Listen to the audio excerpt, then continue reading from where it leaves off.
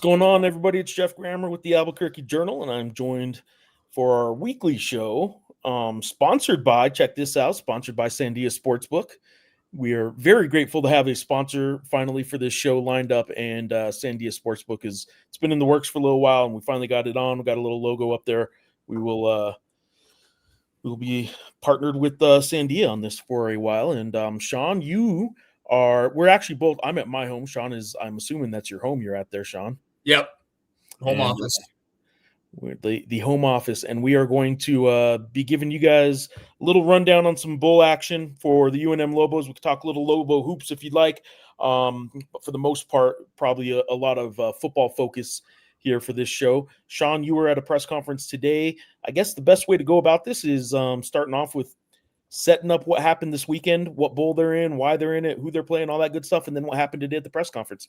If you listen to this show, and if you're a habitual listener and you tune in, you probably heard us say at multiple points over the last months and weeks, it's going to be the New Mexico Bowl, guys. Take it to the bank. It's going to be the New Mexico Bowl. Don't worry about it. Yada, yada. Quit complaining. We argued with you guys about it. And it makes the most sense. It ended up being so wrong. Now, granted, we were not wrong because we had a misunderstanding of the bowl system. We were wrong because two Big 12 teams, Kansas State, but Iowa State was really the big one. It's a little asterisk on why we were wrong. Wow. We were wrong because of really Iowa State was the one that kind of that shifted the tides for UNM to get in the Rate Bowl. X said he did not know the Rate Bowl, and really everybody has kind of said involved in the process said they did not know that the Rate Bowl was a possibility until Iowa State announced on Sunday, went back on their word. I think Jamie Pollard, the athletic director, they said after Matt Campbell left and they hired Jimmy Rogers, who used to work with Eck at South Dakota State, that they were going to play in a bowl and figure out some way to do it. And Sunday they reversed course. And all of a sudden, the Rate Bowl, which is a Big 10, Big 12 bowl, they didn't have enough bowl-eligible teams, Big 12 teams, to match up with Minnesota. And the Mountain West, after the way the bowl kind of flow works with the Mountain West is that it's whoever wins the conference championship is basically almost always going to get selected by the LA Bowl. It says the LA Bowl as the first selection, but basically it's kind of just locked up there. So they selected Boise, and then it goes to the Rate Bowl. And UNM ended up being kind of the second pick in that mix. And Eck was able to, I'm sure people, if you're watching this, you've probably seen the video, Eck was able to kind of announce it to the team and all that. And one of the things that I've kind of heard, and I appreciate Eck's candor in talking about this. I don't know how many coaches would actually do this. He admitted, look, it was becoming an issue to get teams to come play New Mexico in the New Mexico Bowl. Playing a 9-3 New Mexico team on their home turf was not super attractive to a lot of teams, and they were kind of struggling to get really like a great caliber opponent in there. Eck has said, North Texas. Is it my turn to have Sean freeze now? There am I frozen? Oh, sorry. Yeah, no, you're good. You're good. X said that, like North Texas is playing in that bowl game against San Diego State, but it was going to be a bit of an issue if they were playing New Mexico. And it was probably looking like it was going to be like a 6-6, maybe 7-5 Sun Belt team. And that wasn't going to be like the most appealing matchup. And he kind of said yesterday he wanted to play a good opponent. They wanted that to happen. To have that 10th win really means something in a lot of respects. I mean, hitting 10 wins at UNM will always mean something, but certainly the opportunity to do it against Minnesota in kind of like, really filling in for a Power 4 program, filling a Power 4 slot, like that's definitely resonated with this program. It's something that Eka said he's really excited for. We talked to a bunch of players yesterday. They're all clearly excited for it too. And they all said they were looking forward to the New Mexico Bowl and playing in front of a hometown crowd. But yeah, it's kind of how it played out. I will say, and I tweeted this last night, I don't know if it's a win-win in the sense of like it's going to be more profitable for the New Mexico Bowl, which I don't think it will be. And like it's not a win for Geoff because Geoff can't like do the New Mexico attendance. He can't redo the New Mexico attendance tweet with them not playing the New Mexico Bowl because that would have counted. But it did feel like kind of a little bit of a win-win. UNM got the opportunity to get another crack at a powerful program. They got the opportunity to travel. I think a lot of the fans are kind of pleased with that development. The idea that certainly we had heard in the show that the New Mexico Bowl was, whether it's right or wrong, was not that this team was better than the New Mexico Bowl, and we certainly pushed back against that at certain points. But Obviously, they're going to be hitting the road, going to Phoenix, Rate Bowl. It's not the it's not a crazy trip for fans to make. And then I thought, New Mexico Bowl got a great game, man. North Texas, obviously, I have my bias with them, but even though they did not get the job done in the American Conference title game, I think if they would have won the coin toss, things would have been a little bit different. But yeah, wrong all year, dude. We got to eat crow on it. It's tough like that, but we will definitely. I was predicting the Rate Bowl from the start. If you guys listen closely, I was saying you were like, Matt Campbell's going to leave, and then the players are going to vote. I get that they're not a Big 12 team. I get that they're not a Big 10 team. I just have a feeling that they're going to be in a bowl game that is set aside that has tie-ins to those two leagues. So, this was brought to my attention yesterday too, and we could have been really wrong too. Apparently, the Frisco Bowl is interested, that's a UNLV Ohio game, but the Frisco Bowl is interested too. But that did not end up panning out. But yeah, no, we were wrong. All right, so my two takeaways are this on the two bowl selections as they pertain to here in Albuquerque, here in New Mexico.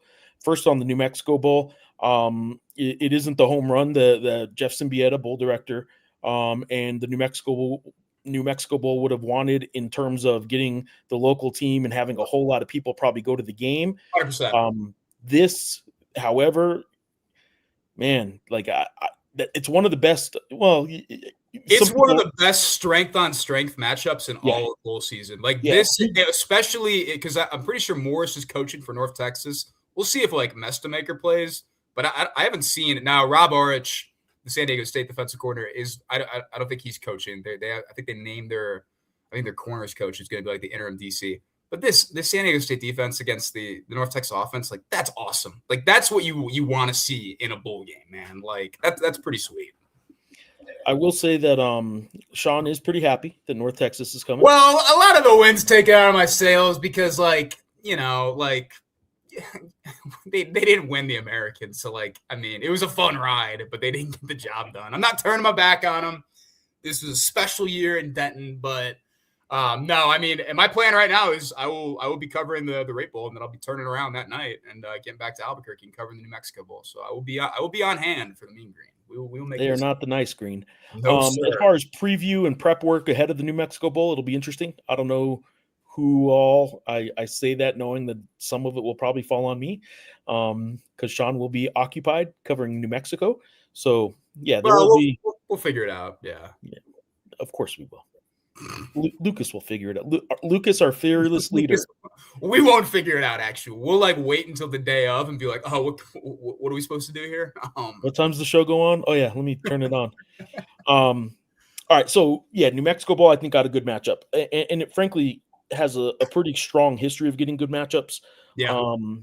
If you just want a good college football game, the New Mexico Bowl is sort of in that sweet spot where you're not getting a 7th or 8th place team in one of the power conferences who may or may not even be interested in playing the game. Yeah. And then maybe a really small conference team that may or may not be really all that good. So it has pretty traditionally gotten a pretty quality matchup. And this is one of them. San Diego State is obviously a very good team.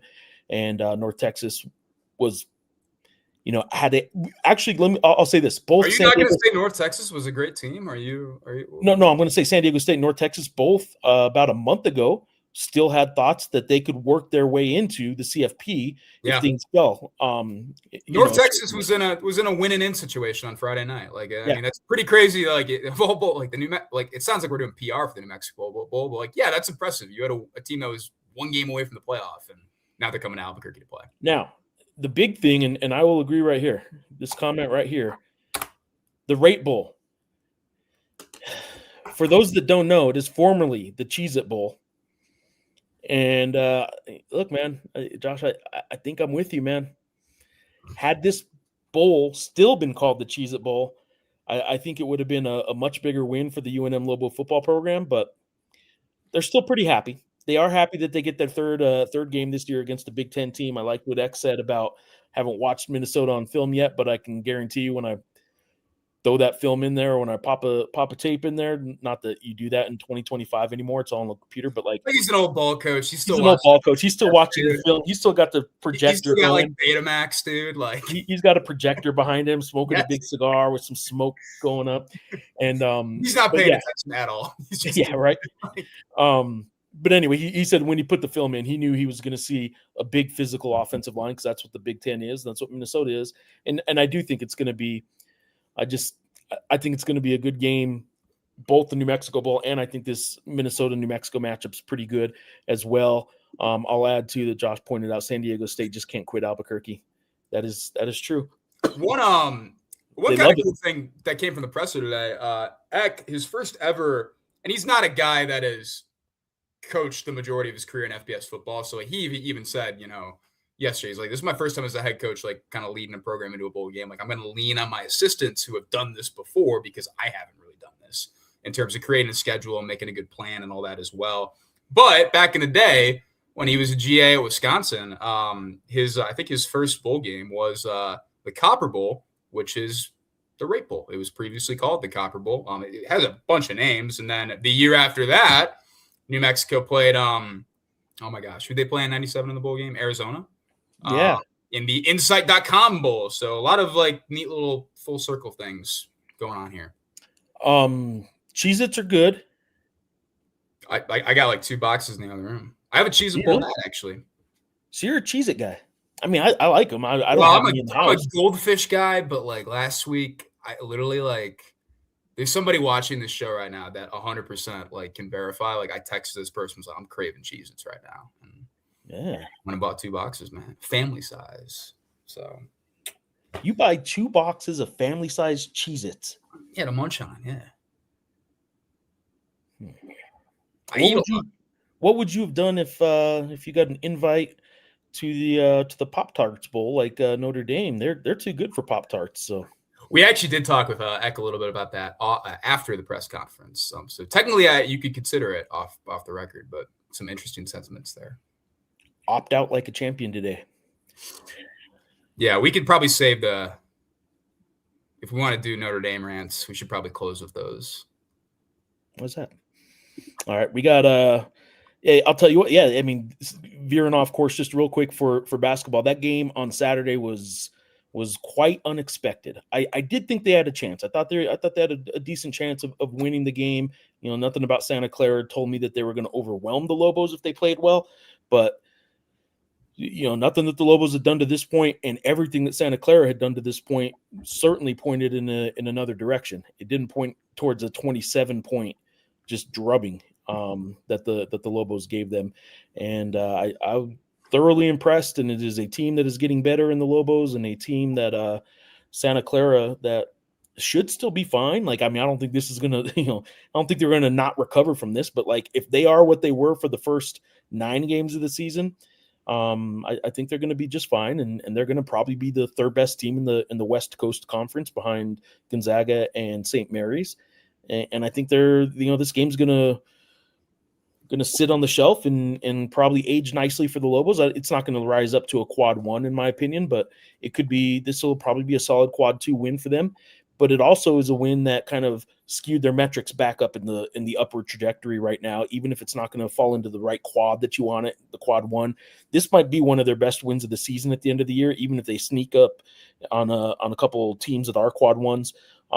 This kind of got them going on the right track in terms of Ken Palm and stuff like that. A huge jump, 30 spots almost, I think it was. Got another one. Geoff here on YouTube is saying amazing win against Santa Clara. Any chance it's going to be quad 1? I don't think so. Is there a chance? Yes, there is a chance, because Santa Clara could go into the West Coast Conference and see their metrics continue to rise by blowing out lower ranked teams. St. Mary's and Gonzaga, frankly, this is not a knock on them. They get mad when you say this, but they've benefited metrically on the metrics for years by just beating the crap out of low-level West Coast Conference teams. And you get enough 30, 20, 30, 40-point wins, your efficiency numbers are going to look tremendous. And that's been one of the knocks on why, Gonzaga hasn't won it all. Look, Gonzaga's elevated to an elite team. So, like, they've kind of worked their way past this, but St. Mary's hasn't. People still question St. Mary's in the tournament because once they play quality teams, especially back-to-back games and multiple times in a row or whatever they need to do. How much of their metrics and their high rankings are based on the fact that they beat the crap out of, University of San Diego and Loyola Marymount and all that. So I think Santa Clara now has the opportunity to see their metrics kind of continue to rise in those games. And if they happen to knock off a St. Mary's or a Gonzaga in league play, then yeah, they could rise to a quad one. It's really hard to get to that high of a level for a home game, though. And so the Lobos beating them in the pit probably will end up being a quad two win. But still, it was a good win because it was an eye-opening win. And I think it proved, even if they didn't need it or they say they didn't need it, I'm sure, in that locker room, it didn't hurt them to beat the crap out of a team that was favored coming into the pit. The Lobos, by the way, they've won their last 4 games that they've been underdogs in the pit. Olin just walks into the press room, sits down, takes a sip of water. We needed this, guys. Oh, man. We needed this. All right. Where are we at here? We got some legendary moments. I think that's in reference to the Saturday game. There were 3 kill shots, Sean. 3 kill shots. Love that. Through the first 6 games of the season, the Lobos had 1 kill shot. In the last 3 games, they've had 9. They had like a 12-0 kill shot too. Like they were putting some good kill shots. Yeah, that's right. Not your run-of-the-mill 10-0 kill shots. Just 1 extra basket. We had that much of a home field advantage in the New Mexico Bowl. Yeah, you can't talk college football without talking about the home field advantage that Albuquerque, New Mexico presents at University Stadium. The whole sport knows that it is. You don't go into Albuquerque, New Mexico and University Stadium and walk out with a win. That's why everyone was afraid to play the Lobos in the New Mexico Bowl. Would teams have been this hesitant if it was a 6-6 or 7-5 New Mexico team? Yes. I don't think so. That's not my belief. You're all hopped up on cheese nips right now. Cheese nips, yeah. I'm on the nips, dude. You're all hopped up on cheese nips, dude. Sorry. Okay. Yeah. So I did think that was an interesting wrinkle, and I appreciated the candor from Eck and Company. Nice that get another Big Ten opponent. 1-1 to Michigan, then you split the season series of the Big Ten because you beat the crap out of UCLA. So now you get to see if you have a winning record or not in the Big Ten. No, yeah, players were really excited about that in a lot of respects too, because for guys like Keegan Johnson and Keyshawn James Newby and John Johnson, guys that are gonna be moving on, this is just another opportunity because in the sense that they're not NFL scouts are not pulling up the they're not pulling up the San Jose State tape, right from the get-go. They're going to pull up the Michigan tape, and they're going to pull up the UCLA tape, and they're going to pull up the Minnesota tape. So it's another good opportunity for guys to put good reps on film against a quality opponent. I'll add this. I liked what X said. Excuse me. All choked up about it. I really liked it. I liked what he said about thanking the Iowa State fan. Yeah, that slipped in the presser. I didn't realize it in the moment. I was like, God, that's really funny. Yeah, I mean, and it's a guy saying what everybody nobody blames him for saying that. He's being honest, right? But you just don't hear a lot of coaches say it because it can come across, especially when it's just written and you don't see the demeanor he is giving it in and the context and all that kind of stuff. It just kind of comes across it could certainly come across as a little bit snarky. And truth is, hey, thank you, Iowa State players. I hope you guys enjoy your Christmas because we get to go play a Big Ten team in the Rig Bowl now. And I thought it was funny, but it's also exactly 100% on brand for what Jason Eck's been all year. It's not mean-spirited. It's just what it is. He has a really good knack for that, for kind of flirting with the snarky side of things and also just being so completely himself that you don't really feel like it's that way. It literally, like he said it, and it was oh yeah, he's right. So flirting with the snarky side of things. I like that phrase. Jason Eck, flirter with snark. That's one of those $10 coach biographies that are ghostwritten or whatever. That's the second line in front of the book.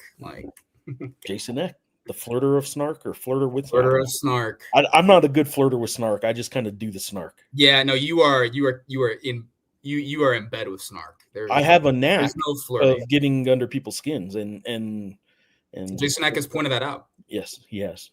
Publicly. Don's in. Dan, that would be not Don. Although Don's probably watching us too. Don and Rebecca, we love that you guys are two of our greatest followers and fans and viewers of this show. But this would be Dan. Don and Rebecca.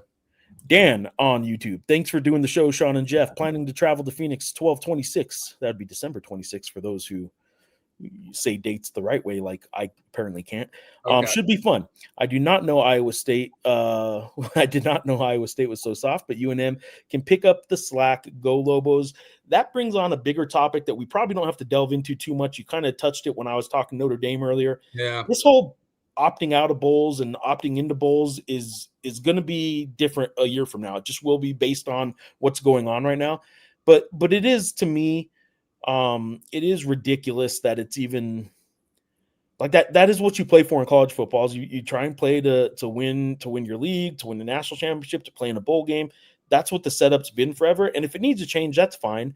But the idea that you just aren't going to play because you don't want to play in the one you got, like, you play all season to build a resume, and then that resume you get rewarded with. You get what you deserve is what bowl season is. You get what you deserve. Anybody who thinks they deserved better probably doesn't have the resume that shows that. Anybody who thinks, wow, we're in a way better bowl than we thought, like, oh, you probably deserved it. Like in college football, it's one thing I'll say about its postseason. It's not the NCAA tournament, which is way better, but college football's postseason is until they find a way to ruin it. But is largely a you get what you deserve kind of scenario. So anybody who opts out is just sort of being petty and childish and not. I don't agree on that. No, I don't have an issue with Iowa State players voting and saying we don't want to do coaching this. Change. Okay, fair enough. And I don't have an issue with that. Like if coaching change, fair enough. Yeah. If it comes down to the players saying we don't want to do this has been a really emotional week and all that. Like we think we might want to do that. I'm not going to object to players' wishes there.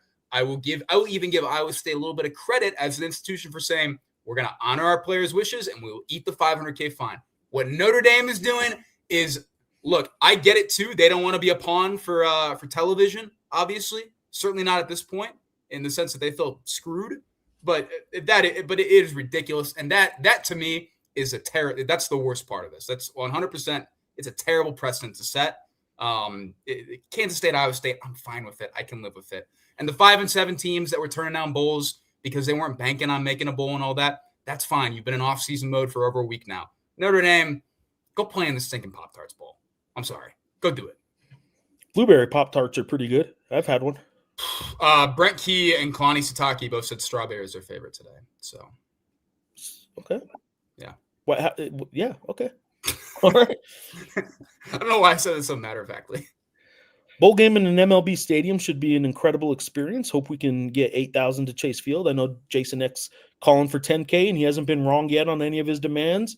I've covered Major League Baseball games, regular season games for the Arizona Diamondbacks in Chase Field back when it was the Bob Bank One ballpark. I was when I worked in Tucson for a short time. I was a correspondent for MLB.com, and I mostly covered spring training in Tucson. But when the Diamondbacks guy needed a few days off, I'd drive up to Phoenix and cover the Arizona Diamondbacks. I once got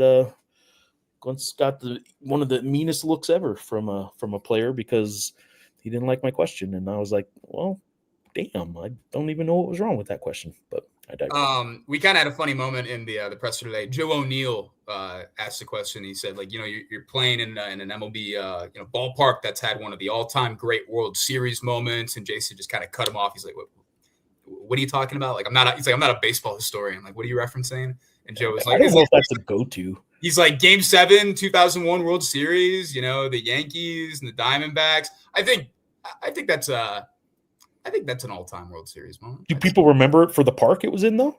Yeah, no, it's not like, yeah, you're right on that. You're right on that count. I agree with you there. Probably wasn't like if it was in Yankee Stadium or Fenway or Wrigley or something, like people. Like, I don't think people are like going to like Chase and being like, wow, this is it. This is it. Wow. It happened. Like, whereas maybe if you walk into like Fenway and you think of like a David Ortiz walk-off or something like that. Anyway, kudos to you, Sean, for every reference you give to Chase Field as the Bob. In fact, that's why their mascot, the Arizona Diamondbacks, had a mascot for a while instead of being a sidewinder like it kind of is now, because that's what a Diamondback is a snake. They actually had a Bobcat mascot because it was the Bank One Ballpark. Bobcat. Yeah, okay. All right. Okay. Royce is in. Let's go. That's 3 exclamation points with that. I think Jackson needs an NFL push next year.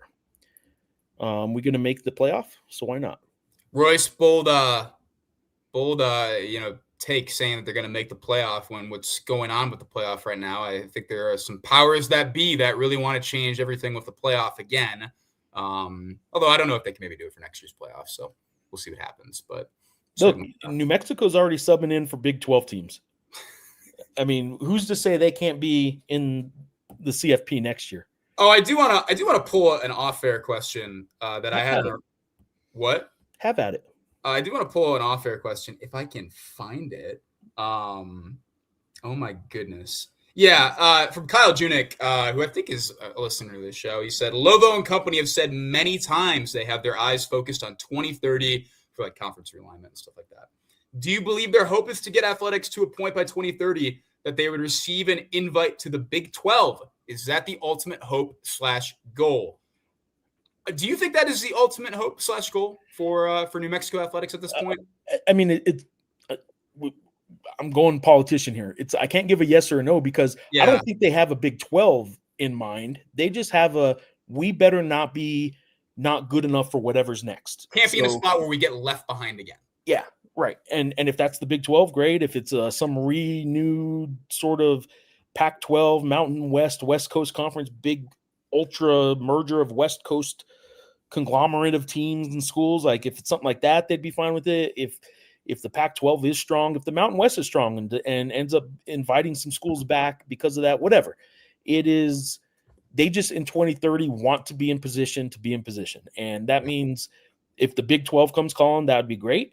I do think that it is ambitious to think that they'll be in the Big 12, only because the Big 12 right now has already turned down $200 million from Memphis.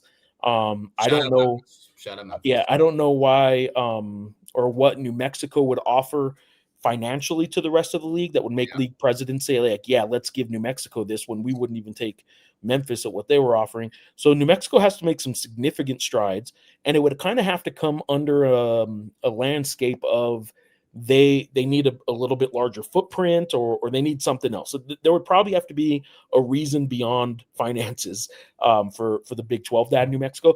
But to answer your question, is that the goal? Kind of. Like their goal is just to be in the very best position they can be. So if there is movement, and that's why the 2030 years there is in Lobo's mind, he first said, okay, when is the next wave of this going to happen? And he said 2030 is kind of everything pointing at about TV contracts will be up about then in a lot of leagues. And so that means that's when the big wave will probably come.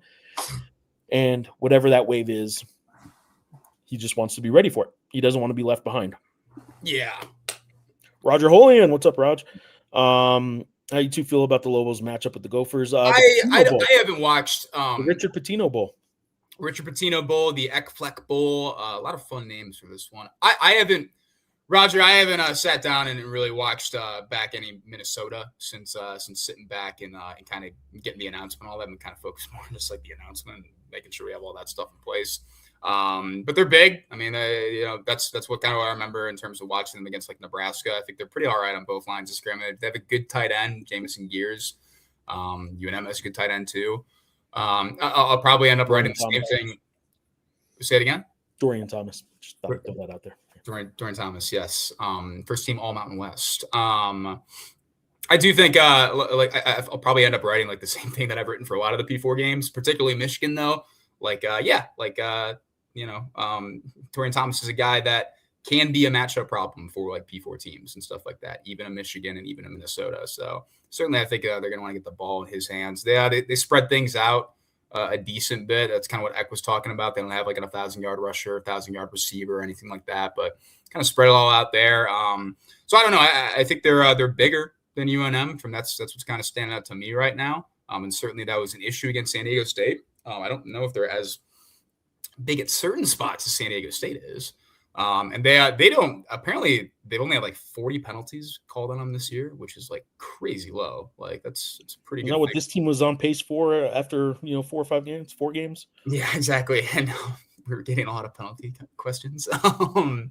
But yeah, I don't know. Roger, I'm looking to get a little bit more feel of Minnesota and then do a little bit more writing on that. Let's get a little more Geoff Grammer type breakdown. Yeah. And that is Patino X's Bowl. Yes, so Patino was at Minnesota before he came to New Mexico, and he went political with his answer when I sent him a message on the old Twitter box, the X, yesterday, and said, Fleck, Eck, Great Bowl, who you got, Patino? And he said, I know who I'm rooting for. Wink. And that pretty much leaves it open for I know who he's rooting for. But like I think he kind of left it open a little bit for not pissing off anybody, any of his old fans. Like Minnesota fans could be like, yeah, good for you. You're rooting for us. I don't think Minnesota fans like disliked Patino really. No. It just didn't end up working out, and they had to they decided to make the change. I got to give, I don't know if Richard still watches these, although he did used to watch back in the day, but I got to give Richard credit. I've given him some guff for the plate stuff and all that as well. But you want to talk about being a good host. He was a great host the other night after the crosstown shootout at Dana's, man. That's good stuff right there. Like that's awesome. Good on him for doing that. Sean Miller wasn't doing that, I'm pretty sure. He wasn't saying drinks on me. Yeah, that's good stuff. And basically just handed like the Dana's manager like 2,000 or whatever. Like, good on him for doing that. It's a great video. And that's like we all do the whole thing where it's like, there's like a random moment where we're like, this is what college sports is about. That kind of is what college sports is about. Like, you know how many Fireball minis he could have bought? Fireball miniatures he could have bought for $2,000 that like he could have given out to so many New Mexicans. Where would he have done it? There's coming down the escalator at the Sunport when there were 1,000 New Mexican fans cheering after their Mountain West tournament championship a couple years ago. Do you like hope this? You're talking about this right now. Like you hoped it was going to happen. Like you envisioned this. Like, look, man. It's like you do that like Specs, like Howie's. Shout out Richard for that though. I've given him guff in the past for the plates, but yeah. What other good bowl matchups are out there? BYU Georgia Tech. I don't know if Faulkner's going to coach in that. That one, that's Pop-Tarts Bowl. I'm pretty interested in that. What else? I don't like I don't know a whole lot of the matchups. It's a little bit like the nice stuff. I don't like that we're getting an Oklahoma-Alabama rematch in the playoff. I don't love that one. Not a huge fan of that. Tulane Ole Miss. I kind of wished it was like Tulane A&M. Well, let's just do the Mountain West ones here. Like I got to tell you, I don't turn this into everybody thinks I just hate Boise now, but like I don't like Boise's matchup. I think Washington's. No, they did a great. Washington's been good this year. They were in and out of the top 25. They were in and out of my top 25. We just got a text. Duke, Arizona State in the Sun Bowl. That they have the ACC champion in the Sun Bowl. So shout out that. Good get there. That is a matchup. Arizona SMU, I think, is a fun one. I like Arizona SMU a lot better than I like Duke Arizona State. Yeah, I don't know. Who's excited for Duke Arizona State? I'll watch. Like, yeah. I mean, okay. I was at a high bar. Sean's going to watch a college football game. Guy who covers college football is going to watch college football. I was rooting for Duke. Like I've always liked Manny Diaz. I feel like Duke is. We just got the whatever text. Just got a whatever text from the texter that sent us Duke, Arizona State. Yeah, no, I was rooting for Duke. Like nothing against Virginia. I thought they were really fun too. But like I kind of did want a little bit of that chaos there. What did you think though? I think we all know the college football playoff needs to get rid, even though they're for television, so they probably won't, and they're for content. So media types like ourselves probably need to make sure that we don't indulge in said media if we think it's that big of a problem. Halftime shows, right? Exactly. What did you think of this whole deal with Miami, Alabama, and Notre Dame obviously getting left out? I think they did I don't know. I probably would have put Notre Dame in because honestly, I don't think any one of them was that big a deal. Some of them were going to be unhappy. Yeah, exactly. There was always going to be one team that was unhappy. I don't like, with Alabama, I don't like punishing a team that's in its conference championship, but they kind of punished BYU and they did punish BYU and they punished Virginia. So that's really on the ACC with bad tiebreakers and all that there. Eck made the point frequently, it's like, yeah, the ACC wishes they had the tiebreakers the Mountain West has because they would have had Miami in the championship game. But I don't know. I probably would have, because the ACC was already shooting themselves in the foot enough, I probably would have put Notre Dame in myself. But the whole deal where you have the rankings and they're idle and they're miraculously flipped, just comical. Ridiculous. Comical even. Wow. Comical. These guys. Yeah, I don't know what the fix is. The format is screwed up. Well, the format is it's built for what it's not built for this era of college football. It's not built for mega conferences. It was built for what we had before, and now we got to figure out. I really don't want to expand it either. I guess I'd be okay with 16, but whatever. I don't know. Well, that brings us to this. Hayden Armstrong's asking, wasn't it the Cactus Bowl? I don't know. Was it the Cactus Bowl at one point? Was that one of the names of this bowl? They got a lot of names. It was the Copper Bowl, Insight.com Bowl. I have the list right here. It was the Buffalo Wild Wings Bowl, the Ticket City Cactus Bowl in 2015, and the Motel 6 Cactus Bowl, and then the Cactus Bowl, no sponsor, 2017. I will point out that the saguaro cactus is the one you see a lot of times that looks like this with the arms up. That's my impression of a saguaro cactus. The yucca cactus. You had that in the bank. The yucca cactus is a New Mexico. Grandma used to do that on first dates. Yeah, you have talents. Check this out. What am I? Stands up at the That's table. right. I'm a yucca or a saguaro cactus. And every time they put a saguaro cactus on a New Mexico, somebody puts that graphic up for something New Mexico. Yeah, it's not quite like the E at the end of chili, but it does bother some of us.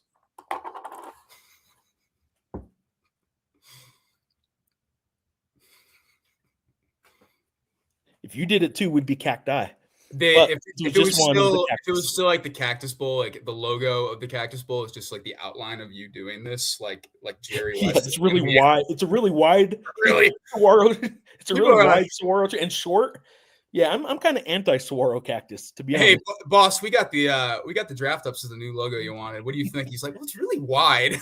Where'd you find this cactus? Not a cactus, actually. Yeah, I look far more yucca, where it's kind of round on the bottom and maybe one hair sticking straight up with the long. Yeah, whatever. I don't want to yucca your yum, but wow, it was the Cactus Bowl, the Insight Bowl, the Copper Bowl, probably some others. Definitely some others. It's a lot of stuff. It's played in Tucson for a bit too. But it was the best when it was the Cheez-It Bowl. We still have a Cheez-It Bowl. Yeah, but it's not this one. We still have a Cheez-It Bowl. They should call that one the Cheese Nips Bowl. Cheese Whiz Bowl. Also, boys, the Dogs are runner up the Ducks. Dogs looked awesome on Saturday. Simpson looked really bad. Simpson bet that 3rd and 2, that swing or whatever. That was weird. Runner up the Ducks. Who do you think's won the national title, Grammer? The Dogs, you like the Hoosiers, you like the Buckeyes. I want to make some value predictions too, based on their odds. But I know they're top 4, but I'm kind of feeling the run of Texas Tech and just kind of capping off this really weird era of why don't you just go buy yourself a team, and maybe Texas Tech did that. So, but that said, probably Georgia. I will go value play. Texas Tech, and give me Miami. I'll take Miami. All right, you got it. Hey. You can place bets like that at Sandia Sportsbook. That's right. I should get the odds from Sandia Sportsbook, the sponsor of the Albuquerque Journal Sports Live Show. Excited for the bowl. Adam Lopez is saying on X, we'll be making the drive.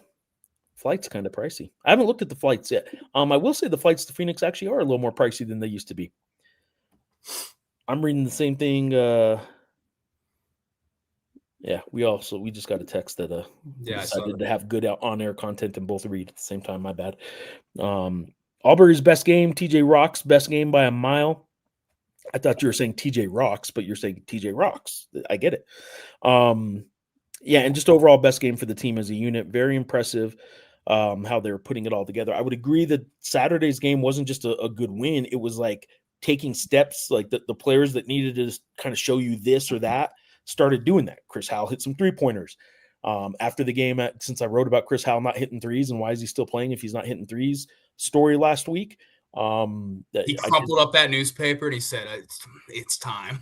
I'm letting the beast. I'm unleashing the beast right now."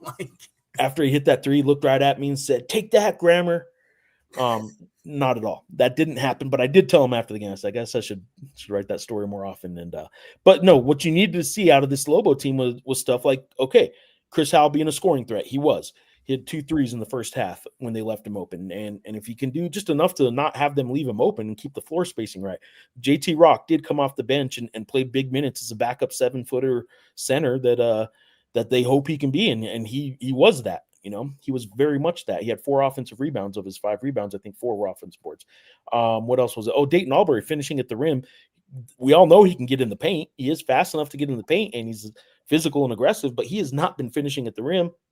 He had been drawing fouls successfully, but Saturday he was actually able to finish at the rim a little bit. So, yeah, I think all the things that they did well on Saturday. Oh, and they're not reliant on Jake Hall just getting hot and hitting 6 threes and a half. Yeah. And something like that. I mean, Jake Hall hit the side of the backboard more than he hit the bottom of the net on Saturday. And wow. That's that's such a sports writer. Like, wow. Should have put that in my story. Golly, dude. Should have emptied that notebook. Josh is in on X. All right. Obviously, it depends on how other schools do perform in their bowls, but if the Lobos win, do they deserve an end of the season top 25? I know somebody that was at the basketball game the other night who certainly thought they deserved a top 25 before the Mountain West Championship, Sean. Your vote could have got them metrically and computer rating wise into the Mountain West Championship, and because of you and only you, the Lobos weren't in that Mountain West Championship. Yeah, I don't know this gentleman, but certainly we can have a discussion about how the metrics work. Even if the metrics are a little questionable, they do not factor in AP top 25. Not with that attitude. I think it really, Josh. I think it does depend on just like I filed like my last AP ballot this Sunday, and I won't do another ballot until like literally the end of the season, like the night of the national championship. So there's a ton of games in between in that spot. I do think 10-3, like they're absolutely going to get a lot of looks, and I think it'll probably help too if like UNLV like loses as well. Other losses from G5 teams too. But I don't know why you're waffling. There were 4 spots out. They're in if they win. They beat Minnesota. They're going to get enough votes to be in the top 25. Yeah, probably. I don't know. A lot of games, man. I will make a very definitive. I'll give a very definitive answer on something I have no control over and really no idea about. Yeah, I don't know. You will. I don't know. I mean, are more people going to pick 9-4 Iowa if they win the bowl game over 10 New Mexico? I don't come on this show and just say things willy-nilly. All right, they're going to be in the New Mexico Bowl, and they will be ranked if they win. Yeah, we'll see what happens, Josh. That's a good question. Any basketball game or basketball recruits at the game Saturday? There were not, but I can tell you this: they have had 3 recruits at the previous 2 games. The Alabama State game, which statistically, I was just looking earlier today, statistically, the Alabama State game was UNM's worst of the season. Just based on what they should have done and what they ended up doing, which they won. But statistically, in terms of Brian Dutcher's favorite statistic, defense. Yeah. What stat on the stat sheet do you think represents your team the most? Defense. Yeah. The defense stat. Okay. And then there was a recruit that was at the last Monday's Division II New Mexico Highlands game. Of those 3 recruits, I've been told from people not at UNM that 2 of them are in really, really good standing with UNM right now. I have not spoken at all with the third of those recruits. But yeah, people outside of UNM have kind of given me the heads up that 2 of their 3 recruits are in good standing, but they haven't made decisions yet. So I'm not going to really go beyond that for now. I won't go beyond that. Just a little teaser. Reider? How are you going with this, Reider? I would go Reider, yeah. All right, Reider. Reider's in on X. Seems like UNM is soft launching a Big Ten membership bid. Yeah, somebody replied to one of my tweets yesterday and said they're going to pass Michigan State. You know, they're looking to pass Michigan State in the Big Ten standings, which if they won this, they would. So I thought that was pretty funny. Drink. How many players do you think will opt out? I know there's 3 right now. I can't even imagine that New Mexico players would opt out of a bowl game because I've never had that thought in my head. But yeah, I know there's 3 right now, and they're not like for like there's a reason like I haven't like tweeted it at this point. Like it'll be included in the story this week. Randolph Kapai, who doesn't have any eligibility left, but is looking to maybe get a waiver from Nebraska to get another year of eligibility, is not going to. He's just going to enter the transfer portal.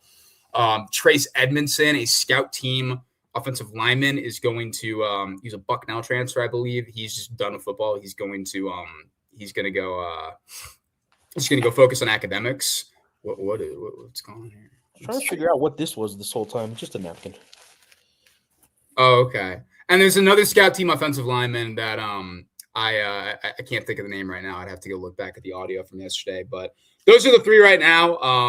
I did ask Eck a little bit about, today about what are the retention efforts kind of looking like. And, you gave a pretty good answer about a lot of that I want to post later about, they're trying to get guys signed to rev share contracts. And it is kind of a dual priority of, balancing. We're preparing for this bowl game and we want to look good and do what we want. We want to be bought in, make the most of the opportunity.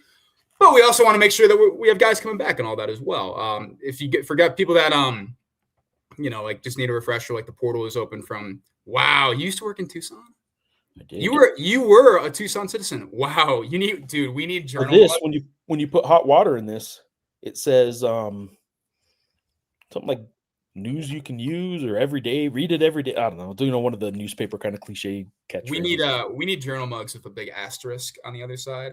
Like that's branding opportunity. Graphics. But yeah, no, I haven't seen or heard anything else about guys entering the portal or anything like that out of UNM. I would, X said he's expecting like some guys like are going to like try and get better opportunities somewhere else. They may be scout team guys, they may be starters. But we'll see what happens on that front. I did also ask, just to kind of, because we're on the note of personnel, I didn't see him at the banquet yesterday. Richard Pierce is not with the team yet. He's still away, dealing with family stuff, personal issues. And then Michael Buckley is still on track, on the trajectory to return for this bowl game. So it'll be a neat little thing for him to, finally appear in a bowl game after a long run of UNM. And then Abe Williams, Eck wasn't sure if he would be available to come back as well. And then there are some guys, too, that could have extra years of eligibility, like Brett Carhu and James Lobstein, but they would probably have to go like the legal path and go through like courts on that. So we will kind of see, but he said there's guys like that they're not totally planning to have back at this point. So we'll see. Personnel.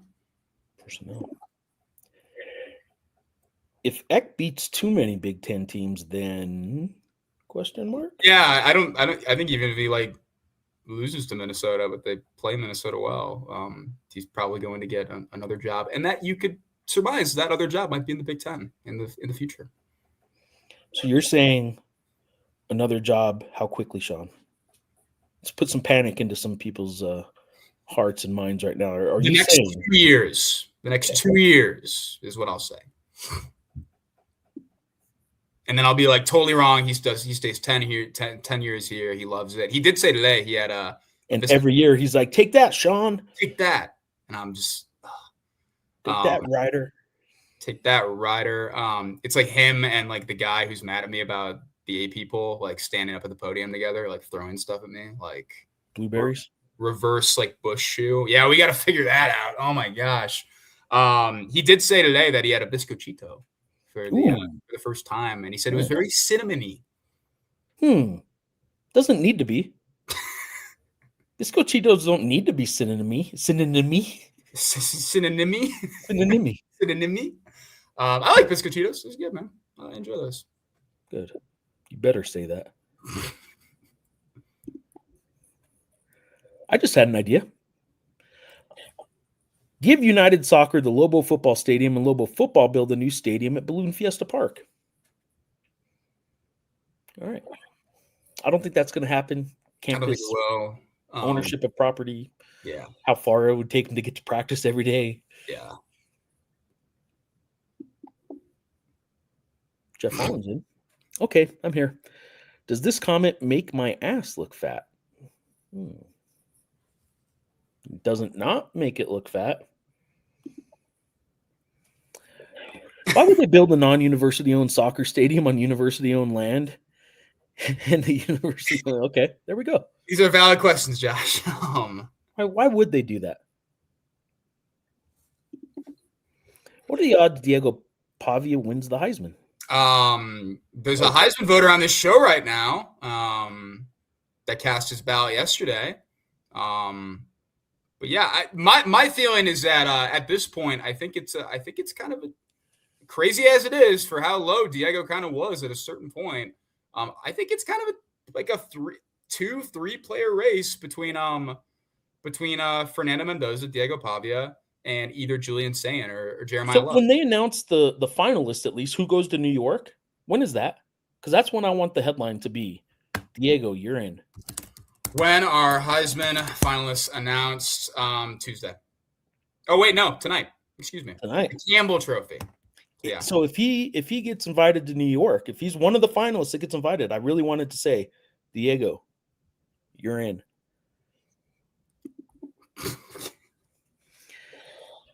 Eck wasn't wrong. Can't believe how many schools needing pacifiers. In the context of like opt-outs or that's an opt-out. Yeah. Or I don't know. Did he say something about pacifiers specifically? I think it's more of a figurative thing. He had a pretty tame press conference today. He was not. It was a long press conference, but he really was not. He was not bringing up firstborn children or elk or anything like that. It was pretty tame by his standards.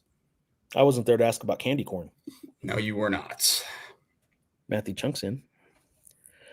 I'm going to just throw this out there to Reider because he's got pool. Pause. I don't really have pool. Unpause. Can we get a bus plus ticket package to Phoenix? I haven't seen anything from the Lobo Club or Twitter group packages. Do you anticipate this being something that could happen? Yeah, Bobby Aragon does that for the Mountain West tournament for basketball every so often. I know he's doing one. His is usually just a pay for the bus ride kind of thing, or maybe it's a bus ride and hotel package, and there's all kinds of options. But I do know there's some of those available. Just check some of Sean's stories. Check some of Sean's stories. And he could tag a little note at the bottom of a couple of those, like when he starts hearing about these group ways to get there. Grammar has more pull than I do. Yeah. That's all I got. Yeah. University Stadium will become United Stadium, and the Lobos will have a new football stadium on Balloon Fiesta Field. All right. The NCAA is a corrupt organization. Interesting. We're just coming right out. Like, let's just come out swinging.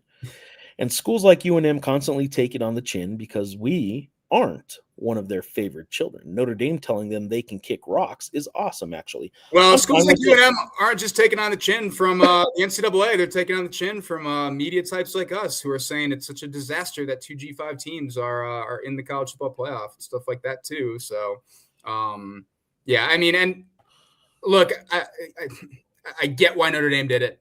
I understand that element. I'm not going to bash them for doing that. I think you need to understand it's a bad precedent and it sucks. And if you're Notre Dame and you have the best fans in the world and all that, honor your freaking fans, man. If you have a chance to bash Notre Dame, you got to, though. That's what I've always said. Honor your fans. You're the best college football program in the country. Act like it. The sign is play like a champion today, not opt out like a champion today. Exactly. And or not as Pete Bavacqua said, the Notre Dame AD, no offense to Pop-Tarts. We had nothing against the Pop-Tart Bowl. So the sign that they're slapping is no offense to Pop-Tarts. What a world we live in when the big news, sports news of the day is involves the quote, "No offense to Pop-Tarts." All right. Pete Bavacqua. All right. You ever see that? You ever see that Tommy Lasorda video? The Bavacqua guy, where he's like, he couldn't hit water if you fell out of a boat. You know, if I was pitching against him, I'd call a limo to pick him up before the game, make sure he was in the lineup, because I'd bleep, bleep, bleep, bleep, bleep. I think I have, but it was fun hearing you describe it. Now I'm going to have to go look it up because I think I know what you're talking about. Yeah, every time I see Pete Bavacqua, I just think of Bavacqua. Tommy Lasorda saying that. Old ball coach. Sorry. Let's get into this. Tommy Lasorda, who is in the he used to come back here and visit the Isotopes Park back when the Dodgers were the Dukes and all that stuff. The Dodgers weren't the Dukes, and the Isotopes were never the Dukes. But when the Dukes used to play here is what I meant by that. Lobo Husky matchup at the Fenway Bowl could have been fun. People's Heisman versus People's Coach of the Year. Wolves eat dogs too. I would have loved that. That would have been great. That would have been fun. Maybe not the Wolves eating dogs part, but the Fenway Bowl would have been great. The D-backs still have a Bobcat mascot named Baxter. All right. How come I didn't know it was Baxter? He was a Bobcat because Bob. Maybe that's why I'm no longer an MLB.com correspondent. That or I'm back in New Mexico and there's not a whole lot of MLB stuff to write about here. Yeah, we had this MLB correspondent out in, he's based out of Tucson, but he comes up to these Diamondback games. He doesn't really talk to the players. He just talks to the mascot guys. He's always interviewing mascots and asking where the taco is. He just wants to write about like a bunch of like mascot features. Like, kind of weird. Looks like he eats a lot of candy corn. Is there a group travel package to Phoenix? Would love a bus ticket option. We will. I could probably make a call and ask about this honestly in the next day, but we will publicize those some of that stuff when it comes out. Larry's in on X and says in 2030, I think the top pack and the top Mountain West teams will merge. Teams like UTEP, Texas State will be left out. Do you think UTEP and Texas State are going to get left out? Could be. Although Texas State, if they're on the trajectory that they could be on. I mean, look, they aren't what they're getting some stuff right at the Mark Few didn't join this. Like Gonzaga coach didn't say, "Yeah, we'll go as a basketball only member," because we hear Texas State's coming, and Brian Dutcher's not all that thrilled it. But that said, Texas State could potentially be a pretty good pickup for them because they are on a pretty good upward trajectory. Erickson on YouTube. What would be better? Join the Pac-12 or stay in the next version of the Mountain West? I don't know if we can get a great answer on that at the moment under the circumstances. I mean, we haven't even gotten to the new conference next year is going to be the Pac-12 of the two. We haven't even gotten to the era where where New Mexico is in the new Mountain West and we're covering that and we're seeing on a day-to-day basis like what it looks like and like how and like what are the issues with like Northern Illinois being in the conference, and does that become too much of a strain and stuff like that? So yeah, I will just tell you that right now going into it, I think next year the Pac-12 is going to be better, but I don't know what the long-term stability of the Pac-12 is. Yeah, I don't know what Gonzaga will be once Mark Few leaves down the road. Tommy Lloyd's no longer there. I don't know that long-term Washington State and Oregon State, who were both horrible in the previous version of the Pac-12, I don't know that their fan base and boosters are going to keep funding them like they were the previous Pac-12. I don't think they will, in fact. There was a lot of chatter from Wazoo fans this weekend about, and I genuinely I feel for Wazoo, like that's a school that like I'm not a fan of, but like I have I very fondly remember the Mike Leach era and stuff like that. Like, always seemed like a cool place to go to school. Like, I feel for Wazoo fans on all this because it sucks losing another coach. But like, there's a lot of Wazoo fans that were you're really pining for Eck, and I don't think they totally understand that it's not what it was when they were in the old pack. Wazoo and UNM are not all too dissimilar at this point. Yep. And Eck, I can confirm. I did not ask about in the press conference. I can confirm Eck does not have a lot of interest in going to Washington State. So put that up there. Right. This is in reference to that, but the timing is okay. Thanks, Roger. All right. I'm driving and staying at a hotel and going to tailgate it up. Good deal. Just like right now, or you mean for the bowl game? All right. Wish the bowl game was here, but two things are about it are this. One, we're in a bowl that might be more money, more lucrative, and I would love to see North Texas smack the crap out of San Diego State on our turf on the way out. All right. We do need to get into the finances at some point. I don't know. I have not been able to find reliable info at this point, and I think some of the info out there is not up to date. So and also the what they would have saved on the travel and all that, because sometimes the bowl will pay for the travel, and it's not like you just get to pocket that if you are the home team like New Mexico. So I don't know how that always works. And it's not like correct me if I'm wrong. It's my understanding that it's not like UNM is getting this check from the bowl or whatever. It's like going to the conference, right? And then it's going to the schools. So we'll see. Is Pitino almost losing to a 3-man Alabama team? I remember this the game. Worst low light of his career. I don't think any moment at UNM was ever that bad of a look. This was 2016. Yep. Yeah, I think Colin Sexton. I think. Yeah, Colin Sexton was on the team. Awesome at Bama, dude. Yeah. That was it. That was a low light, I'm sure. I will say losing at home to Air Force a couple years back was probably pretty bad too. That Air Force team wasn't good, and that Lobo team was. The 3-man Bama team game was still pretty. It was, for objective observer, pretty hilarious. Adam Lopez. Yeah. What do you know about Howie's? Oh man, I haven't been to Howie's in a while. I might since you got kicked out.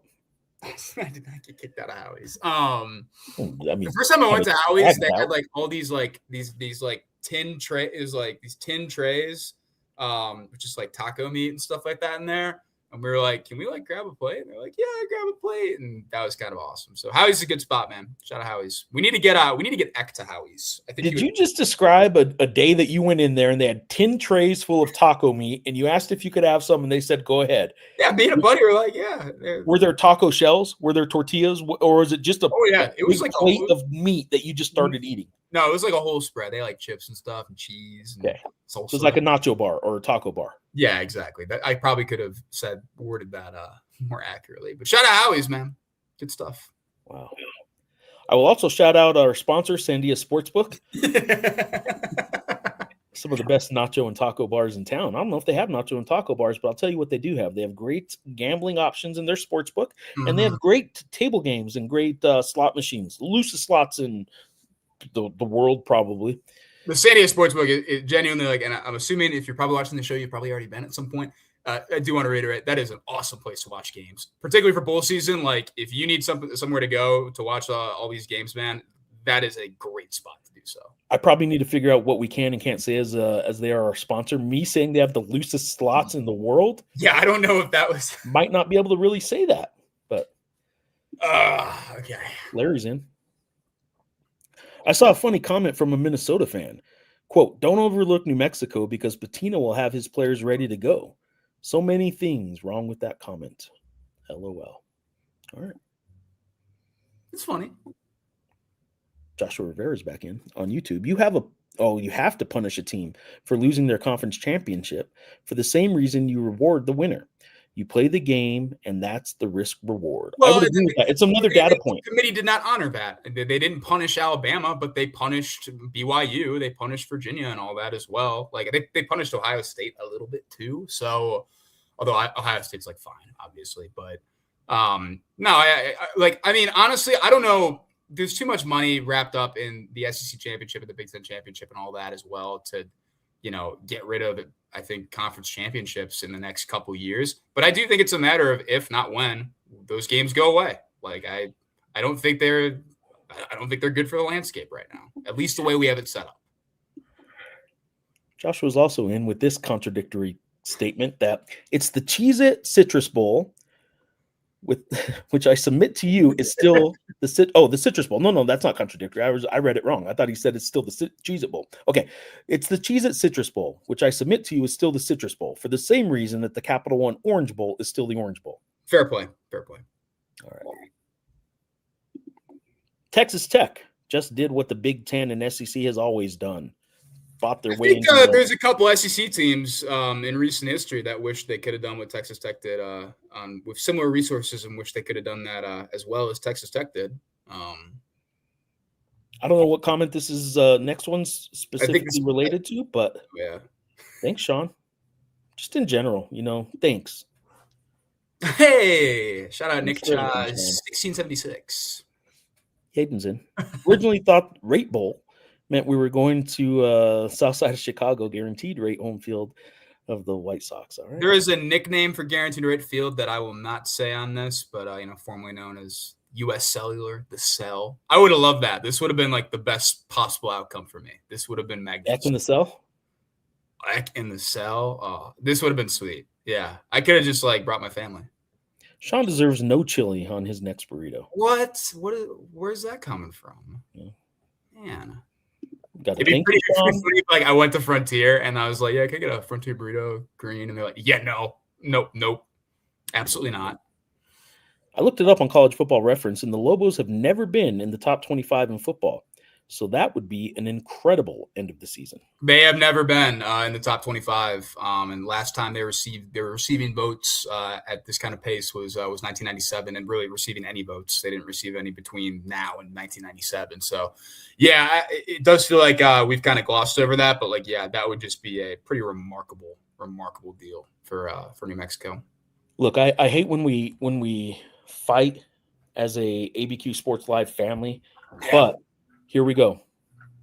Royce, Nick is letting you know that I don't think anyone deserves chili on their burrito. Chili, on the other hand. What if we settled, what if we met in the middle for me? We put some Skyline chili in there? Some Tony Paco's chili? No. Yeah, same thing. All right. He said today what?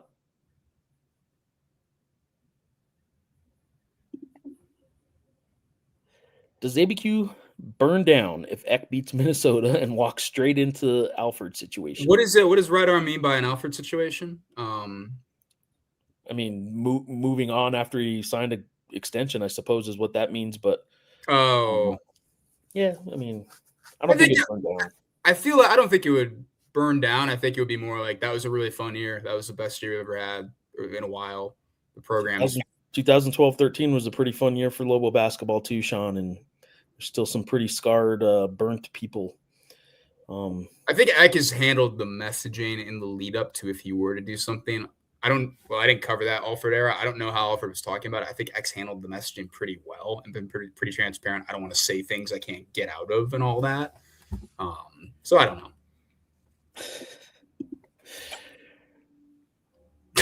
Okay.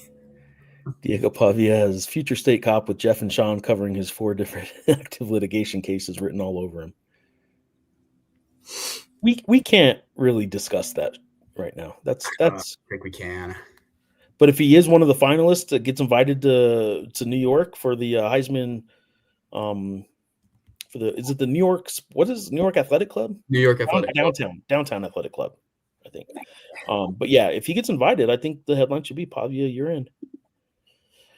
Diego Pavia's Heisman campaign got denied because the committee thought he was applying for AARP instead. I was technically on the committee, and we were not confusing his candidacy with AARP. NCAARP? NCAARP. Is there any possibility for us to ever get to the Pop-Tart Bowl? Pop-Tart is Big 12, and there is going to be Notre Dame. What is the other time? Is it? Does it really matter? The Lobos are in a bowl right now that had a Big 12 tie-in. Yeah. And when they do, Pop-Tart better come up with the green chili Pop-Tart. I have a Pop-Tart bowl sticker on my water bottle that's covered up. You also have a Raider sticker. Why do you have a Raider sticker? I have everywhere I kind of go for games, I try and get a sticker and put it on. So you have a University Stadium sticker there? I do not. I have a turquoise streak sticker for UNM. So yeah, a lot of contradictory stickers on the water bottle at this point. Oh, Jeffrey's in. Another accomplishment on the line. Minnesota hasn't lost a bowl game under its current coach. I believe they are 8-0. Sounds like a job for Eck.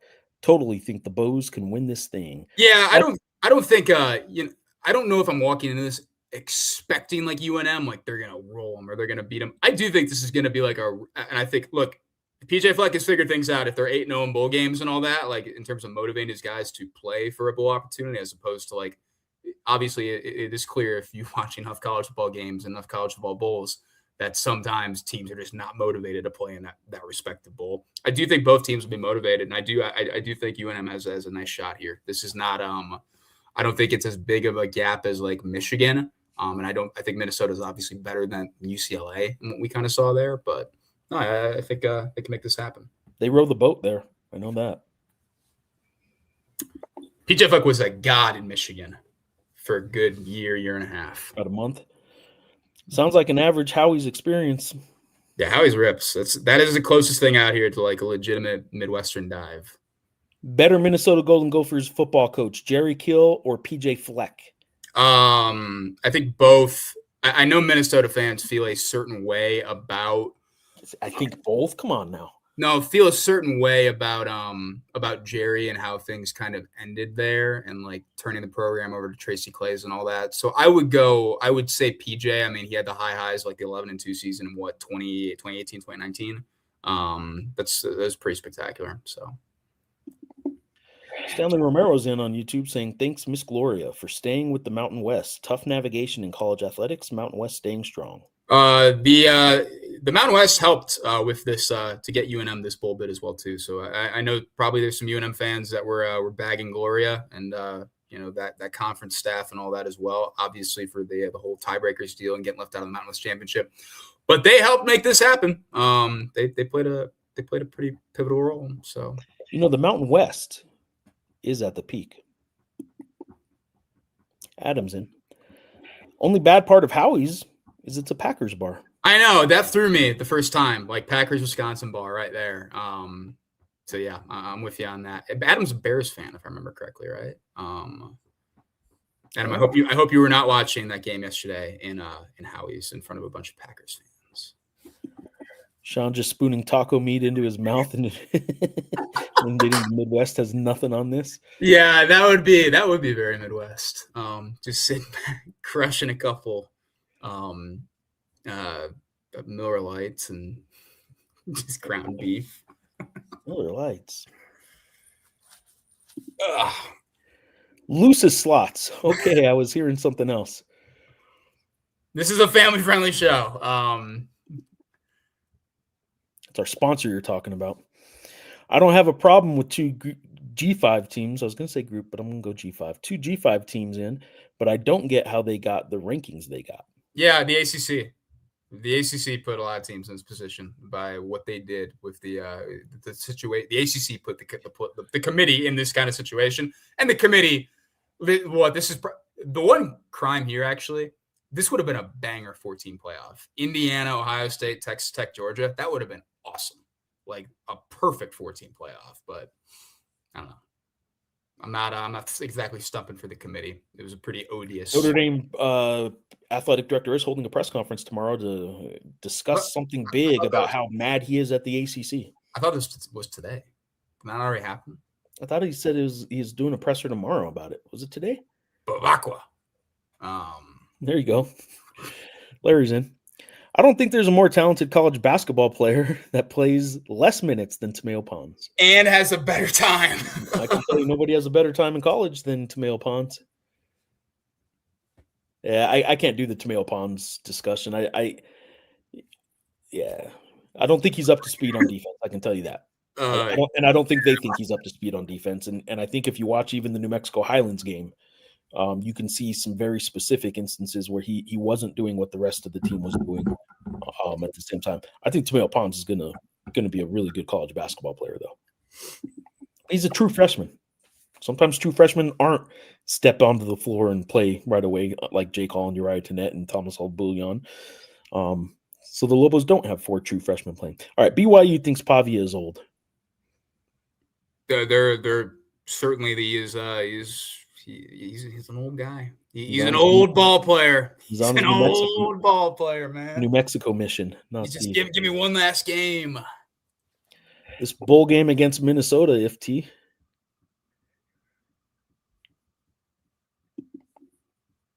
Diego Pavia is going to show up to the Heisman ceremony with a flip phone and his Blockbuster membership card. I think Diego and I graduated high school the same year. Pretty sure we did. I mean, I thought actually no, we didn't. He was a year or two after me. So you're only 15. So. He's only 23. I mean, 2030 Lobos ride the conference realignment wave to the Big 12. Makes the Pop-Tart Bowl. The green chili Pop-Tart is sacrificed in the giant toaster at halftime. Lobos beat Clemson 69-2. Dabo retires. Nice. Wow. Do you say Dabo? I said Dabo. It's Dabo. I did. I'm sorry. Jeez. Dabo. Josh, that would Dabo Sweeney. That would be riveting. I hope I am like covering this or like around this in some capacity. 69-2. Nice. Safety though. Yeah, the one safety is kind of like that makes that like I don't know. Bro, too old for the Heisman. You warming up with Bengay instead of Gatorade. I don't even know what Bengay is. You don't know what Bengay is? No, I don't know what Bengay is. Like now we're getting like it's getting out of pocket for me. I don't even know what that is. Like, what is Bengay? Icy hot. I mean, it's basically Shaq. Like, I've seen this. It's icy hot. It's like yeah. It's a topical pain relief product. Grammar. His high school highlights were on VHS. Okay, I'm done. Sean, do you know what VHS is? I do. I actually I kind of like VHS tapes. We kind of we were talking the other day about how Titanic was a 2 VHS tape movie. That's right. And that neither of us have seen it all the way through. No Titanic here. No, sir. This bowl game and opponent, if the Lobos take care of business, will play nationally better than a New Mexico Bowl win. Yeah, you can just see like the Bruce Feldman, no offense to these guys, but you can just see like the Bruce Feldman and Chris Vanini tweets after if they were to beat them, where it's just like New Mexico finishes 10-3 and Jason X first year. What a job done by the former Idaho coach. Like those kind of deals, like, yeah, like you can just see those right now. So I think it will play better for the rep and it'll play better for the ranking as well. Kai Lobo, stop tweeting Gloria. I think that's a good post, Nick. He really is 15 years old. He really is 15 years old, Geoff. I know. There's a reason we make the joke. There's a reason. The safety against Clemson only happens because the Lobos run out of the back of the end zone in celebration to kill the clock in the fourth quarter. Don't get it twisted. That was a really good save, Josh. That was a really good call there. Yeah, good stuff.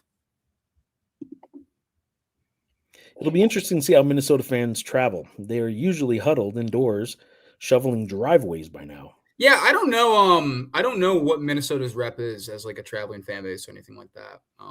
I certainly think there would be a section of Minnesotans, Gopher alums that would be interested in. But to be honest, too, like they take a lot of pride in like that tailgating, like in the cold weather and stuff like that too. Like Scott Docterman wrote a really good story about that last week. I don't know why I'm talking about it. So, do you think Jason Eck will bring a big axe?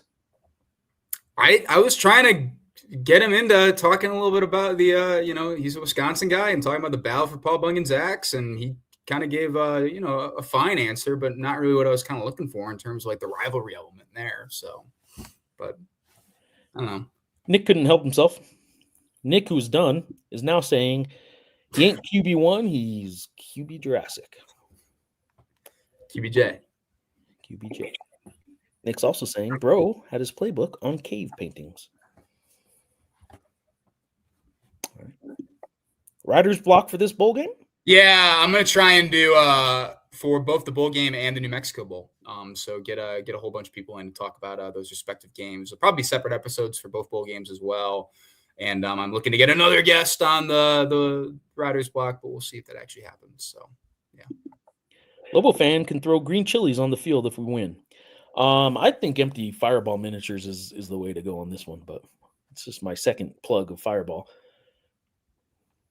Fireball is considered like a New Mexico like thing in some ways. I think it is. Some people get mad when I say it. Yeah, I'm not a huge Fireball guy, but I feel like Fireball is kind of like a millennial thing in a lot of respects, honestly. Oh, I just think it's a lot of Fireball in backyard parties that I've been to through the years, and the kind of parties that aren't just a bunch of college kids, but the kind of parties that are aunts, uncles, cousins, grandpas, grandmas, family, quinceanera type things. Like I think I've consumed some Fireball through the years in those kind of settings. Breaking Grammar has had Fireball. How rough is the look for Patino if the Mountain West gets more bids than the Big East this year. I don't think it's a rough look. I think you could say the Big East is more suited for future success, obviously, in a lot of respects. Like, they're not splintering. It's a basketball conference. The resources, I don't think it's a bad look at all.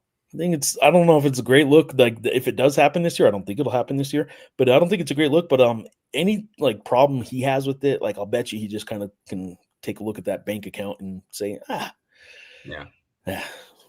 Now let's go to Dana's. Hold it together, Sean. Nick, you're cracking me up, dude. You're killing me. Late lunch, early dinner before the VCU game Wednesday, Geoff. I think I can do a lunch or dinner on Wednesday. I know I can't tomorrow. You should probably preview what you're doing tomorrow at some point. Going to Virginia. What are you going to do in Virginia? Richmond, Virginia. Richmond, Virginia. For those that don't know, I will be doing some political correspondent work. And I will be helping with the Albuquerque Journal Live's election runoff night coverage from Virginia. That's right. The Albuquerque Journal will be calling in a political correspondent from Virginia for the Albuquerque mayoral runoff election coverage. I will not be the main host tomorrow night, but because I've done enough of these live shows that I don't know, man, I'm going to be part of it. Do a lot of this. Actually, I'm going to be in charge of doing a lot of the reader comment stuff. All right, Geoff, what's your take on VCU this week? VCU is the Phil Martelli Jr. team. They got a Notre Dame transfer who's pretty good. They are better defensively than offensively. Yeah.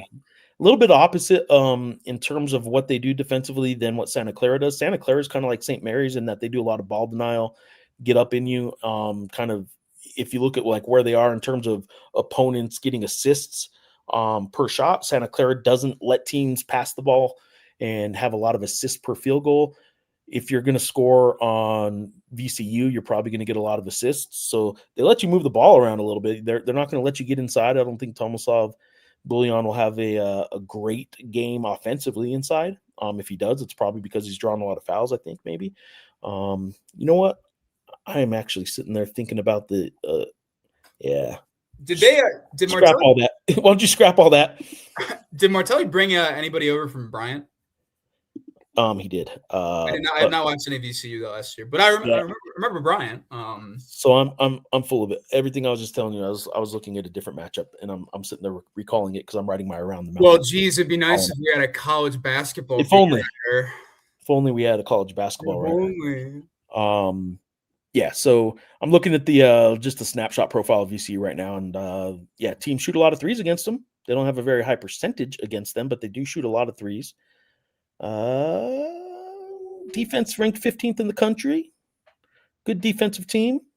Not that good offensively. So it should be tough for the Lobos to score, but there you go. A lot of points. Teams get a lot of their points against them at the free throw line. So maybe they do foul Tomasov a lot. Geoff's back in. Sweet Jesus. Geoff on the political beat. Could be trouble. I agree. All right. Sounds good. Not the work you've lined up for tomorrow, but for Food Wednesday. Yeah. I think I can. The timing of it depends. I know you got a little one probably at school and all that, because I do know I need to get to the arena on Wednesday, probably maybe 2 hours early. I don't know. So it probably can't be right before the game. So we'll figure it out. How can we blame Geoff for whichever mayoral candidate loses? I think there's a lot of avenues. Yeah. I don't think it's going to be hard to pick one. Come on. We can figure this out. Yeah, I think we're going to be fine on that note. Yeah. All right. Well, we're all updated here, Sean. You got anything else you want to add from Jason Eck and his presser or the UNM Lobo football team playing in the Rate Bowl? Yeah, it wasn't a crazy. It was more of a tame presser. Some good stuff. These tweets have been getting some traction. We did talk to him about kind of the early signing day, the early signing class that they put together. Really, just the class 2026. Cade Mitchell, quarterback, 3-star out of Oregon. Tight end Max Sleeper, wide receiver DJ Darling, linebacker Hayes Baum, and who's from obviously Seba in town, and then defensive tackle Nick Barber are some of the prep early enrollees. I think there's a little bit of interest there. I'm excited to get eyes on those guys when they do come to spring and all that as well. We'll have some stuff of this week about kind of some of the initial rate, because we didn't do an early signing day press conference or whatever. And there's some other kids getting announced that I believe are non-scholarship guys. Matthew Alderman, a lineman out of El Dorado, and Joshua Meisner, an Arizona O-lineman. Those are guys I think that I kind of said today they were announcing some more dudes that would be non-scholarship as well. So that's what you're kind of seeing on that end. And then it's gonna be kind of interesting, at least for me, because I've been kind of used to the season's over and then we go right into the portal and that's pretty much it, or we go right into a coaching search. Definitely we're going to prioritize bowl coverage and stuff like that and make sure we do the best job that we can. But I did ask Eck today about kind of the portal wish list and what they're kind of looking for there, and he said defensive line, edge rusher in particular, will be a bit of a priority with Keyshawn James Newby and Brett Carhu moving on. Corner is going to be a priority. They were already thin at corner as is, so they kind of addressed that with some of the guys in the high school class as well. But they're probably gonna look at some corners in the portal. I thought he would maybe say a receiver, maybe bring one more guy in there. I would be surprised if they didn't. But I'm looking to have a sit down with somebody on UNM's personnel staff, and this week, and make sure we're doing all that. So a lot of content to come. Thank you all for supporting it. Thank you to San Diego Sportsbook for being an awesome sponsor. And looking forward to the next couple weeks. As of now, I'm planning on covering both games, and I'm booked to cover both games. So we'll see what happens. I will not comment on this. Does having the loosest slots in the world help with recruiting? Who needs NIL when you can just duplicate your money at the casino? What a scandal that would be. That would be wow. Who was it? Wasn't it like Pritzker? That was like, I just got lucky playing cards or whatever in Vegas. Like JB Pritzker. It's like on his tax returns or whatever that was put down. But neither here nor there. You are the political correspondent, though. Walter White went that route in Breaking Bad. I can tell you that. Didn't really work out for him. Still haven't seen it.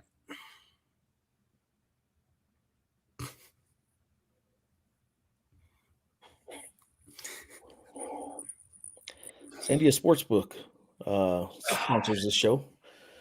ABQ Journal Sports Live weekly show. Pre-game shows for basketball. I'll have one on Wednesday in Virginia. Post-game football shows. We'll have one at some point, probably after a football game is when that will be. But we'll keep doing these shows. Sean, what else you got? No, just thanks again for everybody tuning in. A lot of content to come. I thought you gave me a. Oh no, I was just pointing like. Oh, you're the man, Grammer. You're my guy. All right, guys. Thanks for being here. ABQJournal.com is where you can get all our coverage in the written form. All this wonderfulness, we put it in writing as well sometimes, and you can get it there. ABQJournal.com/subscribe, where you can help local journalism, help us do shows like this and coverage like covering bowl games, stuff like that, traveling to Virginia to cover basketball, all that good stuff.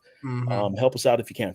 And thank you again to San Diego Sportsbook for sponsoring this show and all our live shows and podcasts now too. So a lot of football and basketball to be watched over the next couple of weeks, and I highly recommend San Diego Sportsbook as a place to go do it. Nick, thank you. Good work on your part as well. All right, guys. Talk to you later. Thanks, guys.